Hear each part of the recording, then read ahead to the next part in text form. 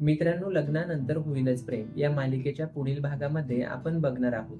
काव्याला आर्याच्या बॉयफ्रेंडला भेटायचं असतं. त्यामुळे चैतन्याला आर्या ही तिचा नकली बॉयफ्रेंड बनवून देशमुखांच्या घरी घेऊन येते आणि सगळ्यांसोबत त्याची ओळख करून देते.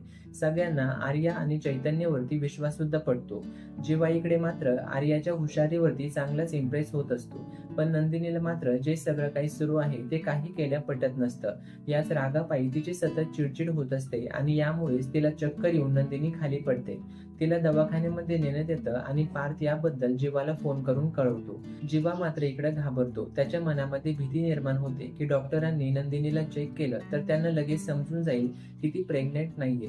नंतर इकडे गुरुजी हे पार्थ सोबत बोलत असताना ते पार्थला सावध करत म्हणू लागतात, येणारा पुढील काळ हा तुमच्यासाठी खूप कठीण असणार आहे. नियती तुमची खूप कठोर परीक्षा घेणार आहे. त्यामुळे या सगळ्या गोष्टींसाठी तुम्हाला तयार राहावं लागेल. गुरुजी नेमकं काय म्हणत होते, त्यांना नेमकं काय म्हणायचंय हे पार्थला समजत नाही. तो यावरती विचार करू लागतो. तर मालिकेचा पुढील येणारा भाग हा खूपच उत्सुकतावर्धक असणार आहे. तर ही मालिका बघत राहा आणि अशाच अपडेट्स करिता लगेचच चॅनेलला सबस्क्राईब करा.